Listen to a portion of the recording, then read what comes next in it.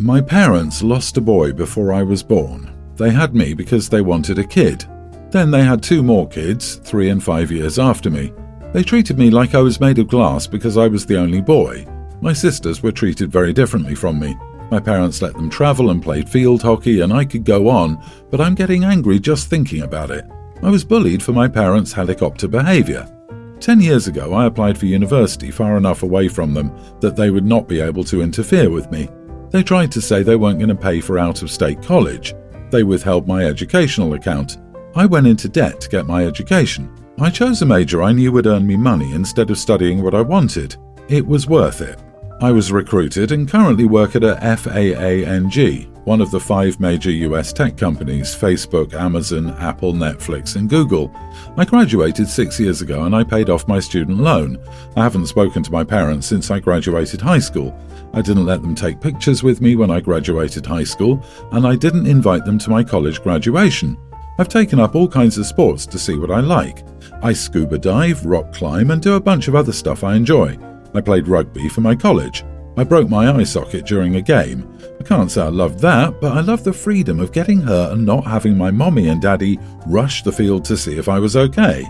I talked to the rest of my family, my grandparents, uncles, aunts, and cousins, even my sisters. I only have one rule: do not tell my parents how to get a hold of me. I maintain like 12 different Gmail accounts so that I will know who to cut off if one gets compromised. I only had to do it to one of my cousins who thought my parents could talk me into going to her wedding. I deleted the account. My middle sister said that my parents needed to talk to me. I spoke to my therapist. I agreed to meet with them at my therapist's office, and they had to give me a cashier's check for the cost of my education before I would talk to them.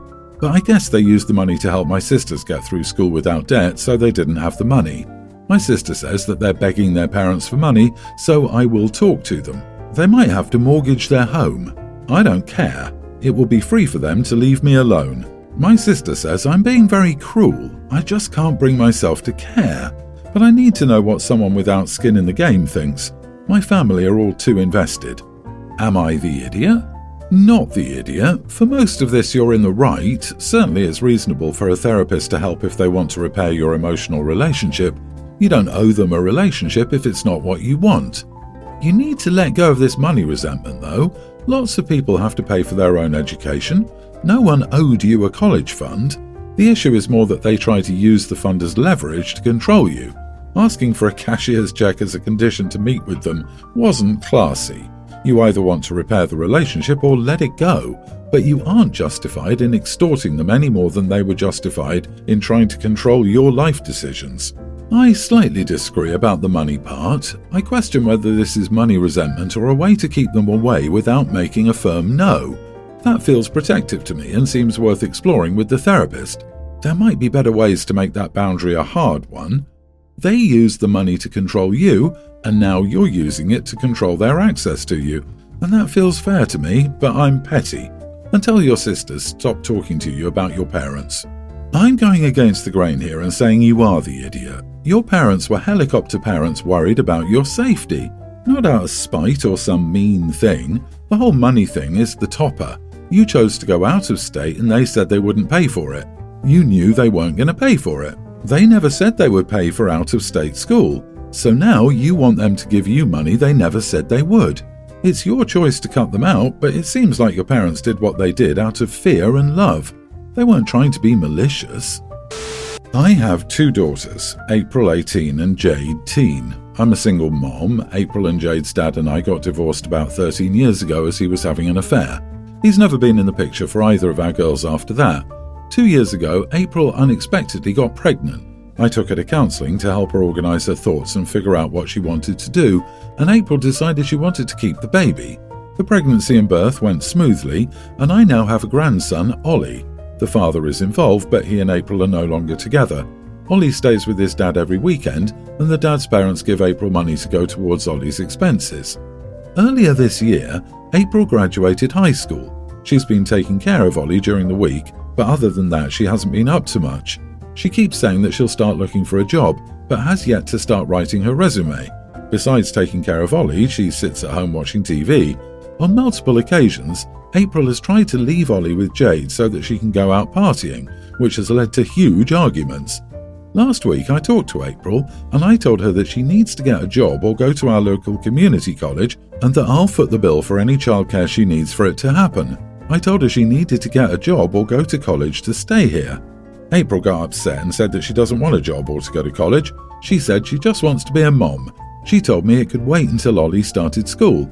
I told her no and that she needed to start something so that she could support herself and be an independent adult. April said I'm being unreasonable and that these things could wait until Ollie was in school full-time. She said that I was asking her to damage him and that he needed his mom. It's not that I don't want April and Ollie here. I love them both. I think I'd be setting a bad precedent by allowing April to stay with me with no job and no education. Am I the idiot? Not the idiot. Your daughter has a baby yet acts like one herself. Your daughter had a baby and needs to understand, full stop, that she doesn't just get to be a mom. She's single and living at home with her own mother. She's being unreasonable, selfish and lazy to expect you to support her while she lazes around unemployed until her child gets to school age. I would tell her, sure, I'd love to sit around and watch TV all day too, but it's a good thing for you I don't. Let me be clear, I'm not asking, you aren't unique. Single moms everywhere go to work to support their kids. Ollie will be just fine. Also, since you're acting like a child, I'm banning you from the TV. Also, Jade will be paid to babysit. If you can't afford her, then don't ask her. You need to own up to your responsibilities. If she wants to be a stay-at-home mom, then she needs to find a wealthy enough partner who consents to that decision. On the other hand, if she depends on you for her livelihood, then she can follow your guidelines. She chose to have this baby, so she should be providing for him. Unfortunately, that's the bare minimum when it comes to being a parent. This all started 17 years ago when my friend and his girlfriend, now married, gave birth to my daughter Jasmine. They had a baby they didn't want and gave it to me. I was friends with this guy for a couple of years and my wife was infertile and was devastated we couldn't have kids. So they gave us the baby and life was good until the global issue hit. It hit hard for us and my wife lost her job. Thankfully, I got a better job and made enough money to support our needs and barely scraped by for my daughter's tuition. Now, on the other hand, my friend and his wife are living on cruise ships. He makes a lot of money, so much so that he basically lives on cruises and owns a nice condo in Honolulu. They wanted to visit my daughter, and during dinner, fancy restaurant paid for by them, offered to pay 20% of my daughter's tuition. My daughter said why not more than that, and they told her she wasn't their responsibility as they gave her to my wife and me. Dinner was very awkward after that, and outside I called my friend an idiot for not paying my daughter's tuition. I said he makes very good money and he can afford to pay the tuition. He told me off, left, and returned to his fancy condo, while my daughter was in her room crying, claiming she hated her father. So much so that she blocked all contact with her biological parents and claimed she hated them and never wanted to speak to them again. I don't know how I will cover the 50 grand. It's basically half my salary over 2 years. So, am I the idiot? Edit. They offered to pay 20% of the tuition and pay off her dorm on campus or an apartment off campus. They also wanted to give her $5,000 to spend on food, which I think they need to send more. They also paid for 75% of the daughter's car. They have been incredibly generous despite having no financial obligation to you, and you still demanded more? These people gave you the gift of parenthood when you were struggling with infertility and weren't sure if you would ever have a child. They literally gave you their child, entrusted you to be a good parent to her rather than giving her up for adoption elsewhere, and now you're acting like they're idiots for not bankrolling you as a parent? You are the idiot. You wanted their child, which means she is your responsibility. 20% was very generous. Also, if she's getting a dorm plus stipend, then they are paying for more than half. Close to 75% of a state school. What about the money you were supposed to put in as a parent?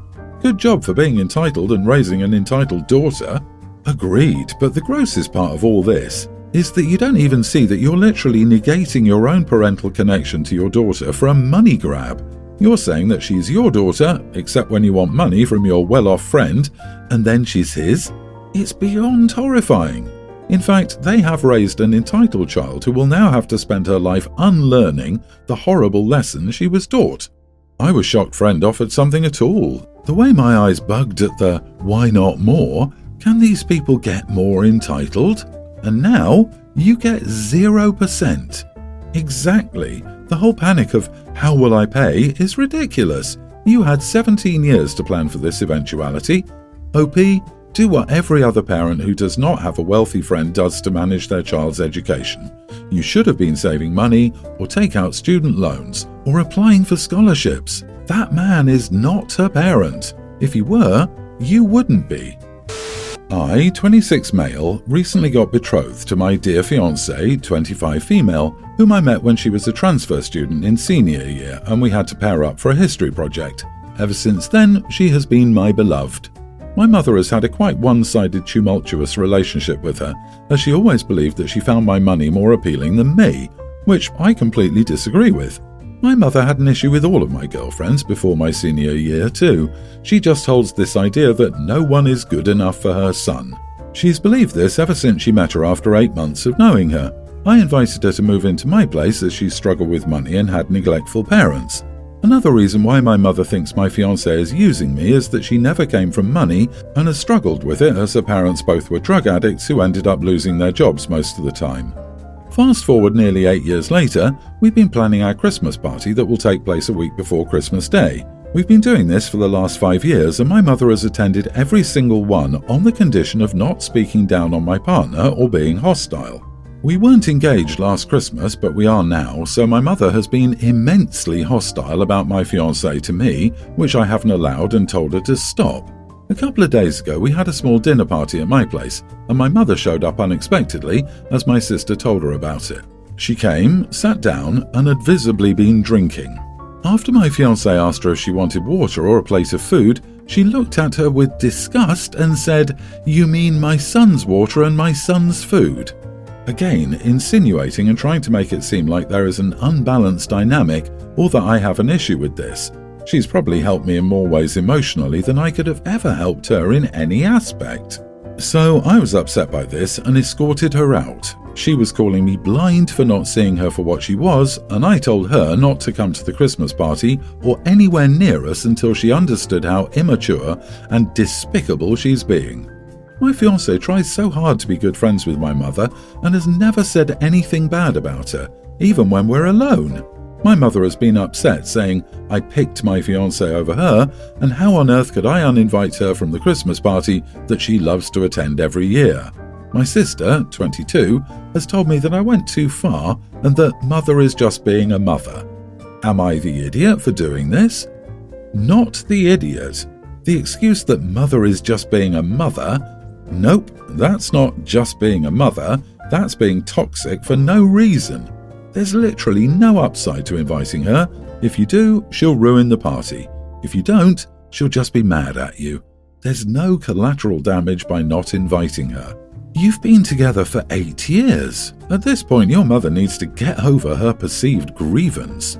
You're right to protect your fiancé. Well done, sir. But also her flying monkey, the sister, needs to be removed from your life as well. Sister is a don't rock the boat person. If she's a gold digger, she's definitely going for the long con. How can anyone think someone is a gold digger after 8 years? Mom definitely needs a time out. My mother has been upset that I picked my fiancé over her. Do you not see how gross this sentiment is? Ugh, I'm so sorry. Yep, this isn't about choosing one person over another. This is about saying that some behavior is simply unacceptable, no matter who it's from. You did the absolute correct thing, and you were right in calling your mother's behavior immature and despicable. Your fiancé is a saint for putting up with this, and you are a good person for standing with her.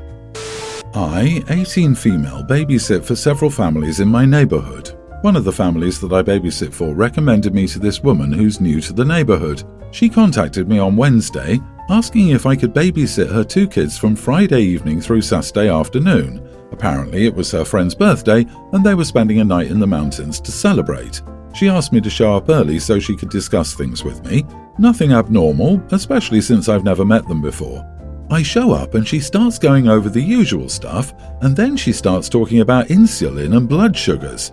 One of the kids, kindergartner, has type 1 diabetes, and she didn't think it would be important to let me know beforehand. I have zero experience caring for diabetic children. I told her I wasn't comfortable and she just said, "Oh, don't worry, it's easy," and then tried to show me how to administer insulin. I told her that I'm squeamish around needles, and she kind of laughed it off and continued trying to teach me. I finally had to cut her off and basically told her that, unfortunately, I wasn't comfortable caring for her diabetic child on such short notice, especially since she would be hours away and probably drinking, let's be honest. She started freaking out and begging me to stay as she didn't want to miss her trip. It seemed like she was about to cry as I left, making me feel bad. I texted her when I got home and basically said that in the future I'd be willing to try, but I'd like to have some kind of trial run and we could build up to overnight once I actually knew what I was doing. She read my text but didn't respond. Am I the idiot? Not the idiot. This is not the kind of stuff you learn in a 5-minute chat before someone walks out the door and entrusts their kid to you. Since you're neither qualified nor comfortable performing such a task, you made the right choice. This lady sounds like a crazy idiot to me. I'd honestly not want to babysit for this woman in the future regardless. Who leaves their kids with someone they've never met before for the first time for an overnight babysitting gig? Also, not mentioning beforehand that she expected the babysitter to give injections to her 5-year-old is insane. I had that same experience when I was a teen. A friend of a woman I sat for wanted to hire me for a few nights, and I was totally okay with it. What with her price range, $200 a night? Okay. Well, don't I find out the day before that her kid has diabetes? Hard nope. She goes over how he can do everything himself. He was 7 or 8 at the time, and basically I wouldn't have to touch a thing. I said, "What if something goes wrong?" "It won't." "But what if it does?" "You worry too much." Sorry, lady, this is way above my pay grade. I walked right out there and told her no, I don't feel comfortable with that amount of pressure. She called me names, spit at me and screamed, so I ran home as fast as possible. I'll tell you what my mom told me. You are not obligated to care for a child with health concerns that could lead to a severe situation. You have the right to say no. You did nothing wrong. I am so glad you commented. All it takes is mistaking the slow-release insulin versus rapid one time and you're in a diabetic coma. If you prepare the dose and inject it before bed, the person will not wake up. This is not hyperbole, it's a reality I've witnessed firsthand. Good job for standing up for yourself, OP.